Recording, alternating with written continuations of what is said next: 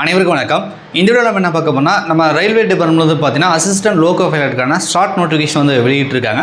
So அதை பற்றி தான் இந்த வீடியோவில் வந்து பார்க்க போகிறோம். ஸோ இந்த வருஷம் பார்த்தீங்கன்னா வேகன்சி கொஞ்சம் கூடுதலாகவே வந்திருக்குன்னு சொல்லலாம்.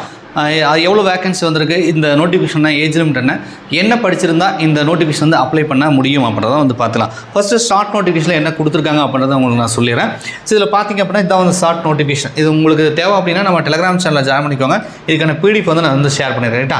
ஸோ ஆன்லைன் அப்ளிகேஷன் எப்போ ஸ்டார்ட் ஆக போகுதுன்னா 15/5/2026 போட்டிருக்காங்க. ஸோ எலெக்ஷன் முடிஞ்சு ரிசல்ட் அனௌன்ஸ் பண்ணிடுவாங்க இல்லையா? ஸோ நமக்கு வந்து மே மாதம் 4ஆம் தேதி வந்து நமக்கு ரிசல்ட் அனௌன்ஸ் பண்ணுறாங்க. ஏப்ரல் 26 என்பது எலெக்ஷன் டேட் கொடுத்துருக்காங்க. ஸோ வந்து எலெக்ஷன் முடிஞ்சு தான் நமக்கு நோட்டிஃபிகேஷன் வரப்போகுது. ரைட்டா?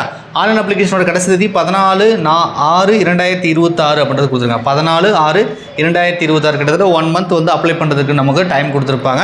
ஸோ லெவல் 2 இதுக்கான சம்பளம் கிடைக்க அசிஸ்டன்ட் லோகோ பைலட் ரயில்வே டிபார்ட்மெண்ட்டில் வந்துருக்கு 19,900 அப்படின்றது பேசிக் இனிஷியல் சேலரி. ரைட்டா? ஸோ அதுக்கப்புறம் நமக்கு அந்த அலவன்ஸ் இந்த அலவன்ஸ் சொல்லி நிறையா வந்து கிடைக்கும். ரைட்டா? எப்படி இருந்தாலும் ஒரு 30 வரைக்கும் போகும். ஓகேங்களா? சரி, இப்போ வந்து இதுக்கான ஏஜ் லிமிட் பார்த்தீங்கன்னா 1/7/2026 அடிப்படையில் குறைந்தபட்சம் 18 அதிகபட்சம் 30 வயசு அப்படின்றாங்க. ரைட்டா? லாஸ்ட் இயர் அதான் கொடுத்துருந்தாங்க. இது வந்து 30 இயர்ஸ் வரைக்கும் தான் சார் அப்ளை பண்ண முடியாதுன்னா ஓசி கேட்டகரி ஜென்ரல் கேட்டகரி இருந்தால் 30 இயர்ஸ் தான். அதில் எந்த ஒரு மாற்றம் இல்லை.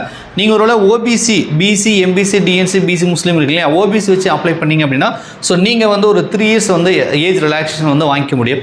இதே எஸ்சி எஸ்டி இருந்தீங்கன்னா நீங்கள் வந்து ஒரு 5 இயர்ஸ் வந்து ரிலாக்ஸேஷன் வாங்கிக்க முடியும். மாற்றுத்திறனாளியாக இருந்தால் ஒரு 10 இயர்ஸ் வந்து ரிலாக்ஸேஷன் வந்து வாங்கிக்க முடியும். ஸோ வேகன்சி பார்த்தீங்கன்னா 11,127 வருது. ரைட்டா?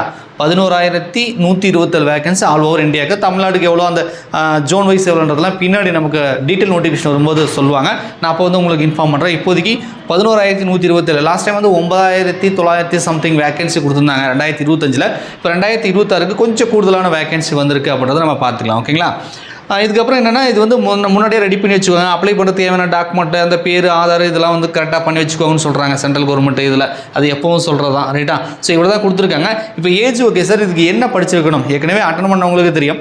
முதல் முறையாக அந்த வீடியோ கிளிக் பண்ணி பார்க்குறவங்களுக்கு சார் நான் என்ன படிச்சிருந்தா இந்த அசிஸ்டன்ட் லோகோ பைலட்டுக்கு வந்து அப்ளை பண்ணலாம் அப்படின்னு நீங்கள் கேட்டிங்கன்னா 10ஆம் வகுப்பு முடிச்சுட்டு, ரைட்டா, 10ஆம் வகுப்பு முடிச்சுட்டு 10th ப்ளஸ் நீங்கள் ஏதாவது ஒரு ஐடிஐ. ரைட்டா? ஐடிஐயில் அவங்க சில பிரான்ச்சு சொல்லுவாங்க, அது போஸ்ட் வைஸ் போட்டிருப்பாங்க.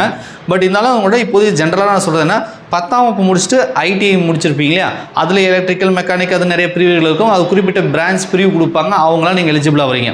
ஒருவேளை நீங்கள் ஐடிஐ படிக்கல அப்படின்னா 10th முடிச்சுட்டு நீங்கள் அப்ரெண்டிஸ்ஷிப் முடிச்சிருக்கீங்க, அவங்க சொல்லக்கூடிய பிரான்ச் ரிலேட்டடாக நீங்கள் ஒரு அப்ரெண்டிஸ்ஷிப் முடிச்சிருக்கீங்கன்னா நீங்களும் வந்து எலிஜிபிள் ஆவீங்க. ஸோ எல்லாம் சார் நான் 10th ஐடிஐ இது மாதிரி அப்ரெண்டிஸ்ஷிப்லாம் முடிக்கல அப்படின்னா நீங்கள் அட்லீஸ்ட் வந்து 3 இயர்ஸ் டிப்ளமோ கோர்ஸ் இருக்குல்ல, டிப்ளமோ, அந்த டிப்ளமோவில் இவங்க சொல்லக்கூடிய சில பிரான்ச்லாம் கொடுத்துருப்பாங்க. 2025 நோட்டிஃபிகேஷன் ஆன்லைனில் அவைலபிளாக இருக்கும். நீங்கள் கூகுள் போய் டவுன்லோட் பண்ணிங்கன்னா வரும். ரைட்டா? 2025 அதில் அந்த பிரான்ச் போட்டிருப்பாங்க.